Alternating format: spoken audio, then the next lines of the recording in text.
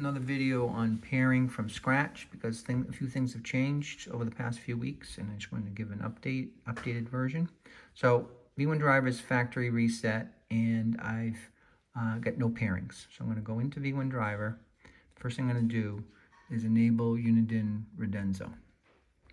And if I go back to here, you notice it still says I'm trying to connect to a V1. That's because of the last present scan that's going. So if I stop it and start it up again, notice it has a little star DS1 there. driver. That means scan for all Unidens and DS1s. But that will only work in foreground. But it's not really connected yet. You notice it says not paired here, and there's no Bluetooth symbol here. So I got to put it in pairing mode. Menu. Hit that twice. Back up Bluetooth one. pairing. And select that and select that. Now, as soon as I do that, it'll pop up the pairing dialog. And hit pair. And now it's properly connected.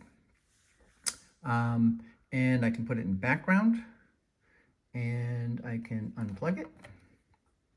DS1 disconnected. And I can plug it back in, and it should reconnect in background. DS1 driver. And there's one other cool thing that V1Driver can do is I can bring it in foreground. And this is just sort of kind of guarantee that it's enabled. You can force V1Driver down, and it sets up another mode of connecting where the app doesn't even have to be running, and it will start the app up, and you won't even see it running, but it's actually running. So if I, this is how V1Driver for Valentine runs. So if I hold this button in, that kills it, and yep, it's not set up yet. One more time. DS1 driver. And now if I kill DS1 disconnected. Oops, didn't mean to do that. DS1 driver. And just hold this in.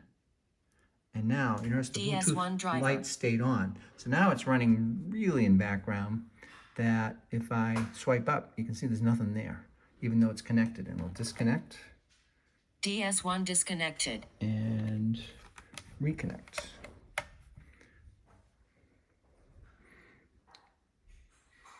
DS1 So if you driver. don't look at V1Driver and you don't care if it's in your recent apps and stuff like that, you can still have it running like this in your pocket. GPS connected. And that's how I run V1Driver for Valentine a lot. It's implemented slightly different, but that's how it works. Also, keep in mind that if you want to switch radar detectors from one to another, just like I did earlier, I switched it from Radenso, from V1 to Radenso. Same thing going from Radenso to R4 or something like that. If I want to switch detectors, just hit the Bluetooth button. So right now, if I disconnect, notice it says DS1 I'm scanning for disconnected. DS1. Well, what if you have an R4? It remembers the last one that you connected to. So if I hit this DS1 driver. Bluetooth button and oops. Come on. DS1 GPS disconnected. connected. So now it disconnected. I'm just going to unplug this for now.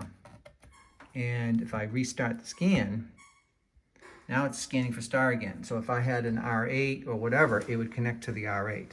But unless it has the star there, it won't switch. And then once it connects to the R8, it'll remember the R8 and reconnect without touching any buttons. So if you switch radar detectors, you got to hit the Bluetooth button. That sort of clears it.